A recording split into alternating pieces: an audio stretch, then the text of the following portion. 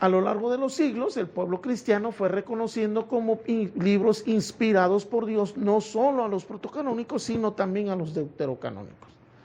El canon bíblico se establece de manera definitiva en el concilio de Hipona en el año 383. Por cierto, nuestro santo San Agustín, buenos días, nuestro santo conocido, San Agustín era de Hipona, entonces normalmente se le conoce como San Agustín de Hipona. En el año 383 establece la iglesia, todos los obispos, un concilio es todos nuestros líderes en la iglesia católica se reúnen en una ciudad, en un punto, y tratan los temas definitivos, definitorios de nuestra iglesia, ¿verdad? En muchas cosas. Ha habido muchísimos concilios a lo largo de estos 2000 años, ha habido muchísimos concilios, y el concilio de Hipona, una cosa muy importante que hace es definir el canon oficial de la Biblia, la lista oficial de qué libros eran sagrados, deben ser considerados palabra de Dios, y cuáles no. Muchos se quedaron fuera, debo decir, ¿eh? Hay más libros. Ahí está el Evangelio apócrifo de San Felipe. Pues no leemos un evangelio aquí de San Felipe, no hay evangelio de San Felipe, ¿sí? Y así, hay muchísimos se quedaron fuera, pero la iglesia básicamente, y más en el concilio, a lo largo de los siglos, como digo, el pueblo cristiano va reconociendo los libros inspirados por Dios, y el concilio de Hipona los establece de una manera definitiva en el año 383. Esta ciudad de Hipona está, por cierto, en el norte de África, que en ese tiempo todavía estamos hablando del Imperio Romano. ¿Se acuerdan de esas películas que hemos visto de los romanos? Bueno, era por allá. Admite como palabra de Dios no solo los libros protocanónicos, sino los deuterocanónicos. Ante el debate surgido al fin de la Edad Media con el cisma de Lutero, que dio origen a todas las iglesias protestantes que hay ahorita, los miles de iglesias protestantes en todo el mundo, ¿sí? Especialmente Estados Unidos, es la fuente de todas las iglesias protestantes, ¿sí? Cualquiera se junta uno, yo hago mi iglesia, ya me peleé con el pastor, hacen su iglesia, no, ya se peleó con el otro, pues hacen su iglesia. Yo, no, hombre, aquí cualquiera funda una iglesia, lo digo con todo respeto. Entonces, ante el debate surgido en la Edad Media con el cisma de Lutero en 1517 y el surgimiento de las iglesias protestantes, la Iglesia Católica reafirma el canon bíblico en el Concilio de Trento, Italia, en el año de 1546. No es que no estuviera definido, debo decirlo, como ya lo dijimos arriba, ya estaba definido desde más de 1000 años antes, 1200 años antes. Pero la iglesia, ante todo ese debate, porque los hermanos separados, Lutero pues, y los líderes que lo siguieron en ese momento, pusieron en cuestión, decían, no, es que como no estaban en hebreo, no eran palabra de Dios. O sea, ¿quién le puede poner límites a Dios? Sí. ¿Quién le puede poner límites a Dios? Entonces ellos solo aceptaron los 39 libros del primer canon, y rechazaron el resto. Ahí hay un error de escritura. Dice en la última, debe decir el último párrafo, las iglesias protestantes solo aceptan los libros protocanónicos, el primer canon. Todos los que estaban en hebreo, que nadie tuvo ningún problema en aceptar, fueron los libros que todo el mundo aceptó. Bueno. La separación por temas. AT, como dijimos, AT es Antiguo Testamento. La ley, los profetas y otros escritos. Jesús mismo se refiere a eso en Mateo 7:12. Dice, ¿qué han leído en la ley y los profetas? Ahí en la ley y los profetas. Todo está es un resumen de la ley y los profetas. Lo hemos escuchado en el Evangelio. Alguna vez alguien le dice, Señor, él les dice, la historia del que le pregunta cuál es el mandamiento más importante, no es una pregunta secundaria porque había más de 600 mandamientos en la escritura, ¿no? Desde cómo te vas a lavar las manos, nuestros 10 mandamientos normales, más otros 600. Entonces le preguntan cuál es el mandamiento más importante y le dice, bueno, amarás a Dios sobre todas las cosas, de tu prójimo como a ti mismo. Y dice Jesús, en eso está resumido, ¿cómo dice? En eso está resumido la ley y los profetas, dice Jesús. En eso está resumido la ley y los profetas, es decir, toda la Biblia conocida hasta entonces, ¿no? Así se refiere Jesús al Antiguo Testamento. División actual del Antiguo Testamento por temas. Pentateuco o la ley, le llaman los judíos la Torá. También lo pueden escuchar alguna ocasión que alguien diga, es la Torá. La Torá, Pentateuco o la ley son los 5 primeros libros de la Biblia: Génesis, Éxodo, Levítico, Números y Deuteronomios. Todos ellos atribuidos a Moisés, ¿sí? Se cree que Moisés los escribió todos. Históricos, no necesariamente están escritos por Moisés, pero es la creencia que se tenía en la antigüedad, que todos ellos habían sido escritos por Moisés. Históricos, son 16 libros: Josué, Jueces, Ruth, Primera y Segunda de Samuel, Primera y Segunda de Reyes, Primera y Segunda de Crónicas, Esdras, Nehemías, Tobías, Judith, Esther y Primera y Segunda de Macabeos. Proféticos, tenemos a Isaías, Jeremías, Baruch, Lamentaciones, Ezequiel, Daniel, Oseas, Joel, Amós, Abdías, Jonás, Miqueas, Nahum, Habacuc, Sofonías, Ageo, Zacarías, Malaquías, todos ellos escritos por algún profeta. Esa era la, por eso son los profetas. Sapienciales, didácticos, son enseñanzas, son donde viene la sabiduría del pueblo de Israel, ¿verdad? Los 7 libros que Job, Salmos, Proverbios, Eclesiastés o Cogelet, Cantar de los Cantares, Sabiduría y Eclesiástico o Siráside. No es lo mismo Eclesiástico que Eclesiastés, son diferentes libros. Como ya dijimos, se cree que los salmos en su origen eran canciones, porque hay rima en hebreo, pues no en la traducción al español, porque en la traducción al español puede ser que a veces ya se pierda la rima, pero en la versión original está rimado, entonces dicen, pues esto como que era una canción, ¿no? Claro, la tonada pues se perdió con el paso de los siglos, ¿no? Entonces no se sabe. Se cree también, como también lo mencionamos la vez pasada, el domingo pasado, que los salmos fueron escritos por David, aunque no todos quizás, pero sí la mayoría, la gran mayoría. Cantar de los Cantares se le atribuye al rey Salomón, ¿sí? Y es un poema, básicamente es un poema. Si alguna vez lo leen, es un poema que es muy hermoso, la verdad. Sabiduría y Eclesiástico, Proverbios, da muchos consejos hasta de la vida diaria, que aplican al día de hoy, ¿eh? Algunos nos sorprenderían. Dirían, nunca te endeudes. Ok, ya lo entendí.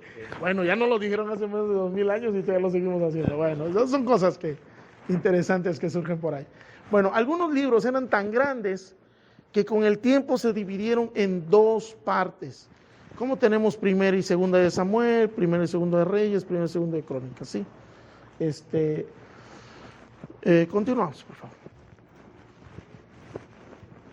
Libros históricos, división del Nuevo Testamento por temas. Libros históricos, tenemos 5 libros, ya dijimos que los libros históricos pretenden contarnos una historia, ¿sí?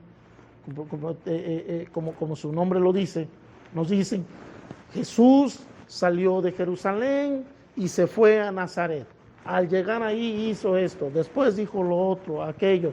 Isaías, Jeremías, Abraham entonces tomó el cordero, o sea, siempre nos cuentan algo, ¿no? Algo que hacen. Entonces es una historia, son históricos. Tenemos 4 evangelios, que es Mateo, Marcos, Lucas y Juan, ¿sí? Los Hechos de los Apóstoles, también escritos por San Lucas, el evangelista. Libros didácticos, tenemos 21 cartas o epístolas. Tenemos 13 cartas de San Pablo, que era el más escritor de todos ellos, es el que más escribió. Romanos, la carta a los romanos, la primera, 2 cartas, en este caso no se separaron por extensión, sino porque realmente escribió 2 cartas, ¿sí? No es como en el Antiguo Testamento, que eran libros muy grandes y se separan. No, aquí realmente sí le escribió primero una carta a los Corintios y andando el tiempo le escribió una segunda carta a los Corintios. Gálatas, Efesios, Filipenses, Colosenses, primera y segunda de Tesalonicenses, primera y segunda de Timoteo, Tito y Filemón. La carta a los Hebreos, que por muchos siglos se le atribuyó a San Pablo. Muchos siglos se pensó que San Pablo había escrito la carta a los Hebreos, pero estudios más recientes como que indican que no son tanto como de él, pero no se sabe exactamente con seguridad quién la haya escrito. Como sea, de lo que sí se sabe es que era un sacerdote, era una persona culta, educada, un erudito, porque habla mucho del sacrificio. Hebreos nos habla mucho del sacrificio de Jesús, y Jesús, el sumo sacerdote, entró al templo y ofreció el sacrificio en sí mismo hasta el Padre. Entonces era una persona que conocía del culto. Se cree que era un sacerdote, antiguo sacerdote de la antigua ley, que se convirtió al cristianismo. Eso es lo que se sabe hasta la fecha. 7 cartas católicas dirigidas a católicas, porque católico, acuérdense que es universal, ¿sí?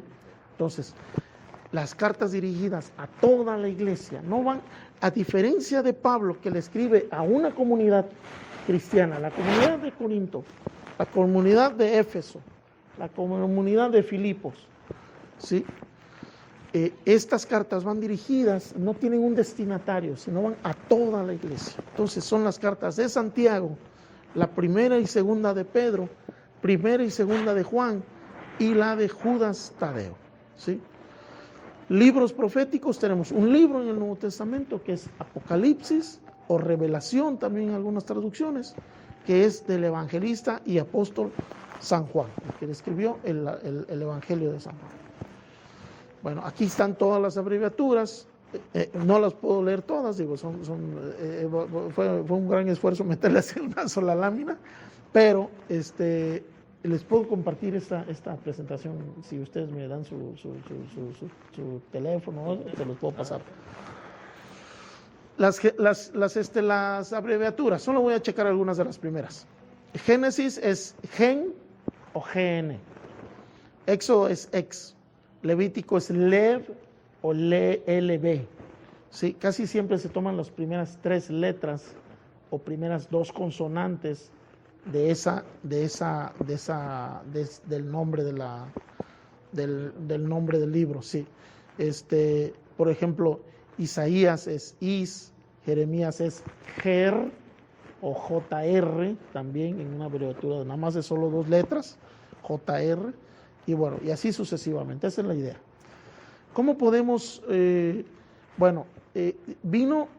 cómo llegó hasta nosotros los apóstoles, los evangelistas, los profetas?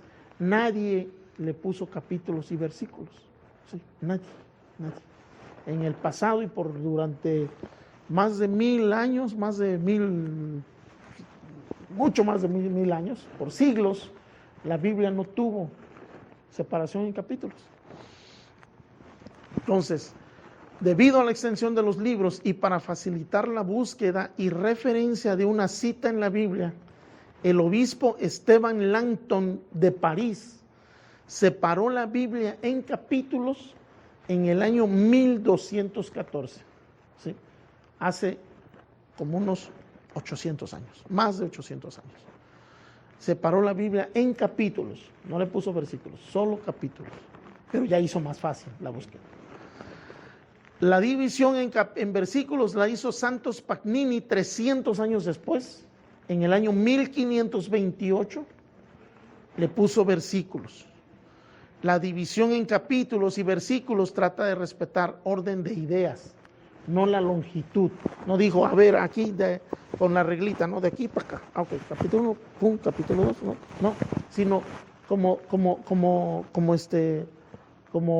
hay capítulos muy cortos, hay capítulos muy largos, ¿sí? Nos lo vamos a encontrar. Y van más que nada en la orden de respetar ideas.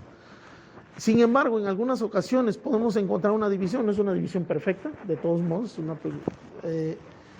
una división que corta una idea en dos, en varios versículos o en varios capítulos, sí, pero funciona.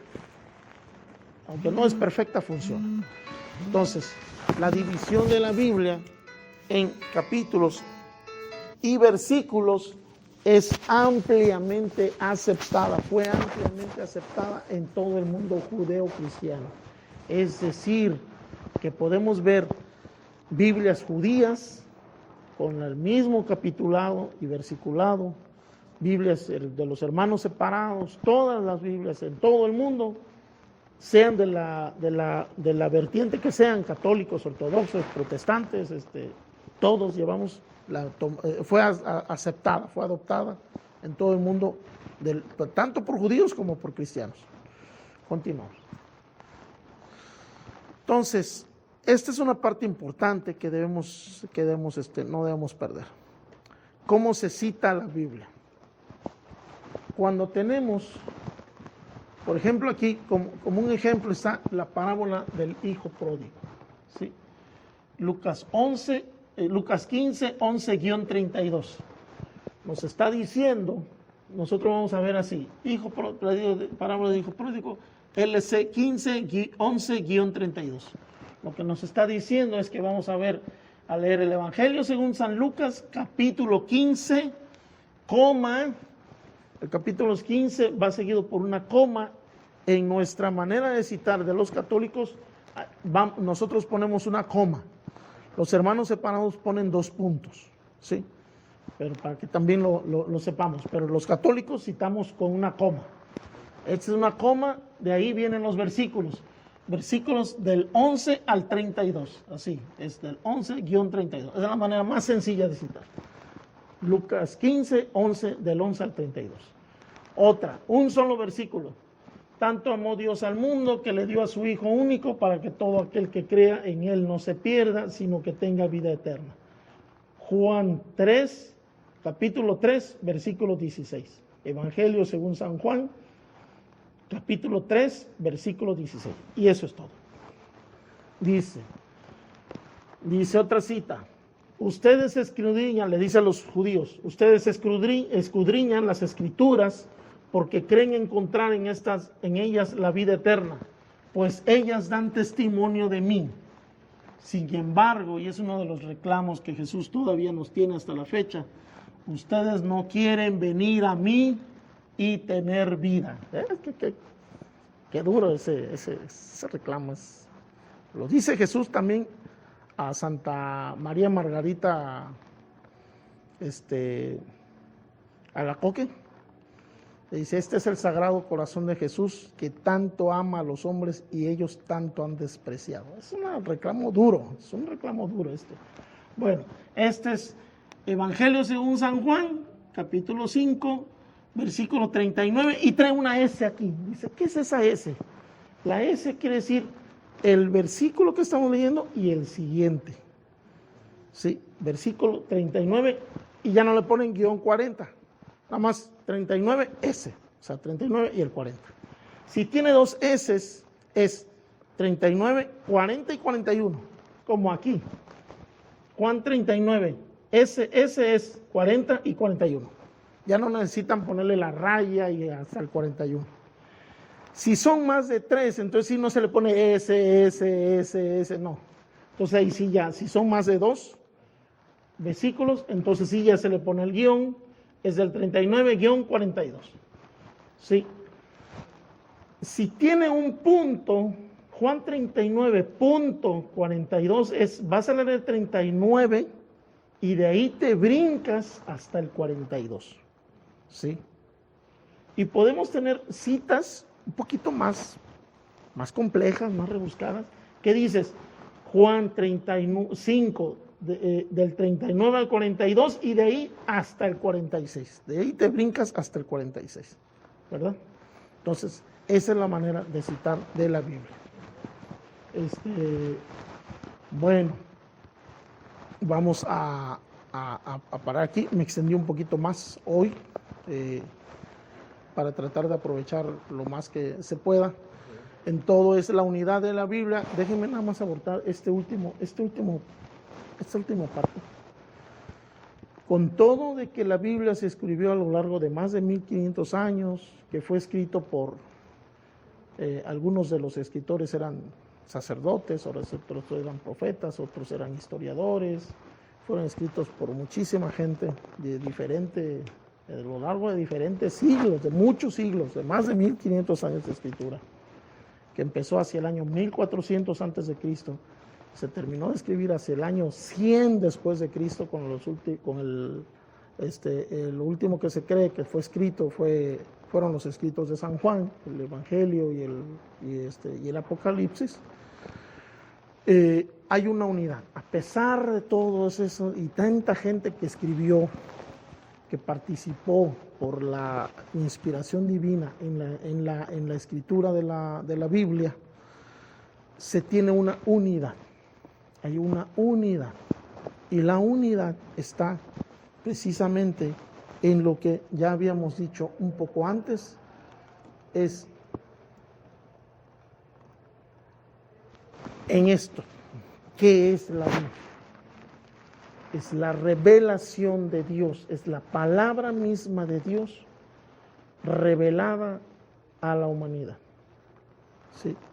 Es la manifestación de Dios a la humanidad y el misterio de su voluntad, que es la salvación de todas las personas. La salvación de todos. Esa es la unidad de la Biblia. Dentro de que si fue un poema, que si fue un libro histórico, que si son unas profecías, el Evangelio, que Isaías, que Jeremías y lo que sea, todos los escritos en todas sus diversas formas de la palabra de Dios nos van llevando en un camino a revelarnos quién es ese Padre amoroso que nos transmite su palabra, que sale a nuestro encuentro, a nuestra búsqueda, ¿sí? Porque Dios siempre sale en nuestra búsqueda. Dios va y se le presenta a Abraham y dice, deja tu casa y ven a la tierra que yo te voy a mostrar. Se le presenta a Moisés y Moisés dice, en una zarza ardiendo, y Moisés dice, ¿qué es eso? Voy a ver qué es eso. Siempre sale al encuentro.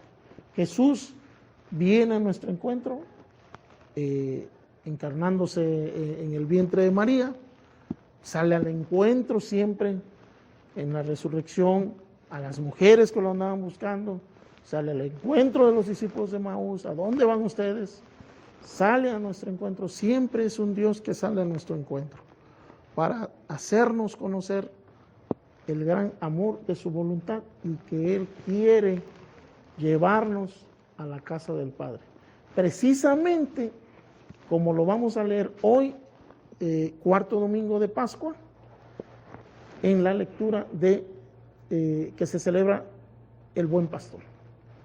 Ese buen pastor que sale al encuentro de sus ovejas y las guía hacia un lugar seguro.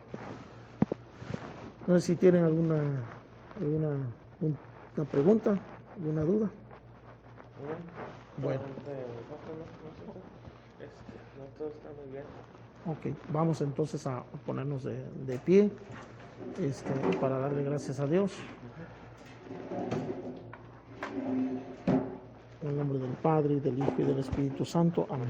Te damos gracias, Señor, por este momento que nos permites estar aquí reunidos en tu presencia. Te pedimos, Señor Jesús, que nos permitas conocerte más, siempre más, estar hambrientos de ti, conocerte más, amarte más, que podamos, Señor, siempre alimentarnos más allá de nuestras deficiencias personales, que podamos, Señor Jesús, alimentarnos e ir hacia ti, hacia la voz de ese buen pastor que eres tú, Señor Jesús. Amén. En nombre del Padre, y del Hijo, y del Espíritu Santo. Amén.